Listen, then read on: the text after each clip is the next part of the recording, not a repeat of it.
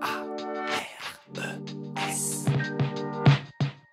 Les podcasts de l'ARES. Votre passeport sonore pour mieux connaître et mieux comprendre l'enseignement supérieur en Fédération Wallonie-Bruxelles.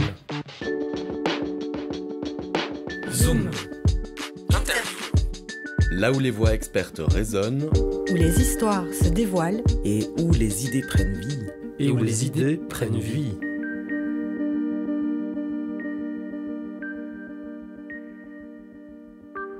Chères auditrices, chers auditeurs, bonjour et bienvenue dans ce nouveau podcast de l'ARES. Aujourd'hui, zoom sur les lauréates et lauréats de cette 5e édition du prix Philippe Maystadt. Ce prix, il récompense en Fédération Wallonie-Bruxelles des travaux de fin d'études innovants qui ont pour point commun un focus sur l'enseignement. Nous recevons aujourd'hui Mathieu Demaret qui va relever le défi de résumer des centaines de pages et des mois de travail en un échange de quelques minutes. Préparez-vous pour des discussions passionnantes et inspirantes sur des sujets qui redéfinissent l'éducation. Installez-vous confortablement et c'est parti pour un voyage au cœur de l'enseignement de demain. Fraîchement diplômé en ingénierie de gestion à Solvay, Mathieu Demaret s'est imposé dans ce concours avec un mémoire au fort accent social. Il a exploré l'impact de l'examen d'entrée en sciences médicales et dentaires sur le mix social des étudiants. Lauréat du prix Maystadt dans la catégorie Master, Mathieu nous invite à imaginer un avenir éducatif plus équitable. Et on démarre avec un pitch clair, net et précis de ce mémoire. En très simple, c'est juste, on a un examen d'entrée. Est-ce que les étudiants défavorisés socio-économiquement en pâtissent? Ou est-ce que c'est un avantage pour eux? Ou est-ce que c'est neutre? Et plonger un peu là-dedans avec des chiffres. La dimension sociale, est-ce qu'elle était là dès le départ dans votre travail ou est-ce qu'elle est arrivée par après? Vous vous êtes dit ça pourrait être intéressant d'insérer ce mix social dans la question? Ah non, c'était vraiment à l'origine. Donc c'est par design, on s'était dit, c'est un débat qu'il y a aux politiques, au niveau des étudiants, même un débat de salon, quelque part, tout le monde a son petit avis, ses exemples, ses amis qui sont touchés par cette question. Et on se demandait ce qui pouvait être prouvable, en fait, juste en collectant les données, en les remettant ensemble et en faisant toute cette analyse, non seulement à l'examen, mais aussi dans le premier cycle supérieur, donc le bac, voir ce qu'on pouvait déjà en tirer, juste de factuel, entre guillemets, pour un peu alimenter le débat de manière plus intéressante. Donc c'était l'origine du mémoire, en fait, à la question sociale. Est-ce que vous pourriez un tout petit peu expliquer le principe du double filtre dont vous parlez dans votre travail? C'est très simple, en fait. Les études, pour l'instant, c'est un filtre simple. C'est juste, vous rentrez à l'UNIF. Si vous réussissez, le filtre est passé. Si vous ratez, vous avez été filtré. Et l'idée dans l'examen d'entrée, c'est qu'on rajoute un deuxième filtre. C'est pour ça qu'on parle du double filtre, qui est le filtre qu'on connaît le mieux, l'examen d'entrée.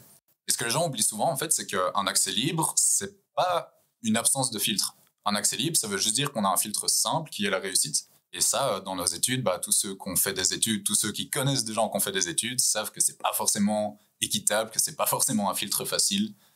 Ok, et pour en revenir au prix Philippe Maystadt, quels ont été les principaux éléments déclencheurs ou les motivations qui vous ont poussé à participer à ce concours? J'étais déjà un peu en lien avec l'ARES, étant donné qu'ils m'ont fourni toutes les données. Sinon, mon mémoire n'a pas beaucoup de valeur, évidemment. La motivation principale, en fait, c'était juste de partager ce mémoire. Parce que c'est bien de passer 1 an et demi, d'écrire, d'avoir un diplôme. Mais quelque part, c'est son bébé, on a envie qu'il serve à quelque chose, on a envie que les gens s'y intéressent. Et puis surtout, les questions sociales, si elles sont juste imprimées et mises dans une armoire, elles ne servent à rien. Si elles peuvent permettre de lancer des débats, et c'est le cas ici, ça a été le cas dans l'article du soir, ça a été le cas dans la présentation qu'on a eue à l'ARES.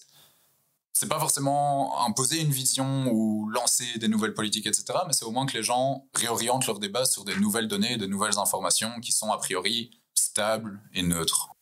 Et donc après la réalisation du travail, vous espérez que ce mémoire s'adresse à qui au juste? Déjà à l'ARES, parce que c'est intéressant pour eux de savoir, vu qu'il y a tout le jury de l'examen d'entrée qui le développe, qui l'améliore, etc., c'est tout des nouveaux faits et des nouvelles informations à prendre en compte. Mais n'importe qui, en fait, que ce soit les étudiants, ceux qui vont passer l'examen d'entrée, ceux qui sont dans leurs études, juste se rendre compte un peu de ce qu'ils ont réussi à faire ou de ce qui arrive ou du fait que tout le monde est concerné par ça aussi et que c'est pas juste toi qui as du mal ou qui devrait te réorienter mais qui ne le fait pas, etc. Donc c'est vraiment tous ceux qui s'y intéressent, mais plus particulièrement ceux qui peuvent changer les choses et donc je pense aux universités et aussi à l'ARES pour l'examen. Très bien, un grand merci et puis félicitations pour ce prix et pour votre travail. Merci à vous. Avec son travail, Mathieu Demaret nous a fait réfléchir à l'impact des examens d'entrée sur le mix social étudiant en sciences médicales et dentaires. Ces analyses rigoureuses soulèvent des questions cruciales sur l'égalité des chances dans l'enseignement supérieur. C'est déjà la fin de cet épisode Zoom sur les lauréates et lauréats du prix Philippe Maystadt. Ces recherches nous ont donné un aperçu des évolutions à venir dans le monde de l'éducation, mettant en lumière des enjeux importants pour l'enseignement de demain. On espère que ce podcast vous aura appris, diverti et pourquoi pas même inspiré si vous êtes en phase de rédaction de votre TFE, mémoire ou thèse. Merci de votre écoute et à bientôt. Les podcasts de l'ARES. Merci d'avoir embarqué avec nous dans cet épisode du podcast de l'ARES. Retrouvez nos interviews, nos tables rondes et nos reportages sur votre plateforme de podcast. À bientôt Pour de nouvelles découvertes.